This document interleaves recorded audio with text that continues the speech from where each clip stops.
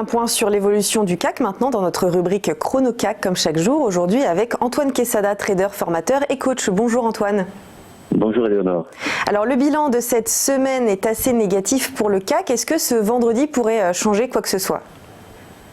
Eh bien écoutez, aujourd'hui va être une journée très importante d'un point de vue graphique, parce que mon cheval de bataille c'est l'analyse technique et chartiste.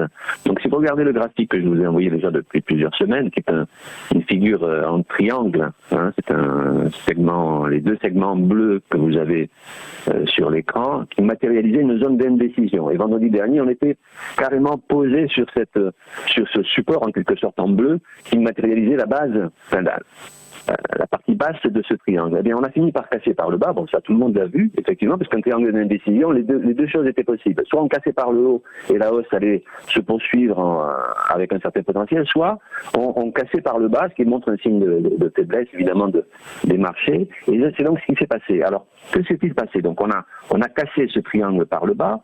On a cassé également, en pointillé rouge, les 50% de ratio de Fibonacci, qui correspondait donc à 50% de retracement par rapport à toute la baisse depuis l'été dernier. On a donc cassé également cette zone qui constituait un support aussi. Et là, actuellement, c'est pour ça que je vous dis qu'on est sur une journée assez importante, en fait, depuis hier exactement, on est en ce moment même, alors le CAC vient d'ouvrir, là, on est à 4745 points, on est à moins 0,36%, c'est-à-dire très légèrement en dessous de ce gros support en rouge que je vous ai tracé là, qui passe en fait par les plus bas depuis le 3 août dernier. Et ce support passe donc à 4763 points exactement. Alors, hier, puisque c'est le graphique que je vous ai envoyé hier, on a clôturé, mais pratiquement sur la même zone, à 4762 points.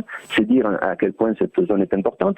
Et déjà, ce support, il a en quelque sorte fait office de vrai support hier déjà, puisque le marché a réagi sur cette zone. Alors, il a réagi dans une petite hausse sur cette zone-là. Alors, qu'est-ce que ça signifie? Ça signifie que tous les vendeurs qui étaient positionnés à la baisse sur la période du 3 août, c'est-à-dire au moment où nous avions un marché qui descendait et qui laissait entendre que ça pouvait aller bien plus bas, tous ces vendeurs, donc depuis le 3 août, sur cette zone à 4763 points, se sont retrouvés à contre-pied lorsque, depuis le 3 août, le marché est reparti à la hausse. Donc, un vendeur à découvert ou un vendeur qui se retrouve à contre-pied, il ne rêve que d'une chose, c'est que le marché revienne sur cette zone.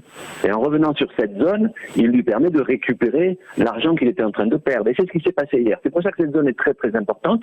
On est dessus, on est même légèrement en dessous à l'heure actuelle. Alors cette zone donc, que je vous ai bien tracée ici, avec ce support en rouge, donc à 4763 points, elle a fait l'objet hier, vous savez que je fais de la formation, entre autres, elle correspond, elle nous a dessiné une figure graphique très intéressante qui s'appelle un marteau inversé. Un marteau inversé, c'est une bougie, un chandelier japonais, mon graphique est un chandelier japonais ici, avec un tout petit corps vert en bas et une longue mèche au-dessus. Alors c'est une figure intéressante en ce sens qu'elle se situe généralement sur une partie basse de marché, ça reste une figure d'indécision, mais que peut-il se passer? Si aujourd'hui, voire lundi, on venait à clôturer au-dessus de la clôture d'hier, c'est-à-dire au-dessus des 4762 points, cela signifierait qu'il est probable que momentanément cette baisse soit contenue et qu'un rebond puisse avoir lieu sur la zone actuelle. Alors on est en dessous à l'heure actuelle, il faudra quand même voir la clôture de cette bougie en fin de journée. C'est ça qui déterminera si cette fameuse figure en marteau inversé donne ce qu'elle peut donner ou pas. A contrario, effectivement, si on vient à clôturer en dessous, ce qui pour le moment pourrait être le cas puisqu'on est en dessous, ça signifierait qu'on a de très fortes chances de continuer, de poursuivre la baisse. Et poursuivre la baisse, ça pourrait nous ramener à ce moment-là sur les 4680 points, qui correspond ici sur mon graphique à une oblique baissière en noir qui est un gros support de très long terme et que vous voyez toutes les semaines sur mon graphique. Mon graphique, c'est comme un plan d'architecte qui est là inscrit, il ne fait qu'évoluer au fil des mouvements de marché. Donc en clair, pour être synthétique aujourd'hui, soit on clôture au-dessus des 4763 points et cela signifierait qu'il y a des chances de revenir sur les 4800 points même, soit en clôturant dessous, et là il est très probable que l'on continue à descendre sur l'oblique baissière des 4680 points. Donc journée importante aujourd'hui parce que la figure d'hier est assez emblématique. Donc à suivre. À suivre, merci beaucoup, c'était très clair avec ce graphique. Merci Antoine Quesada. Dans quelques instants, les Market Movers.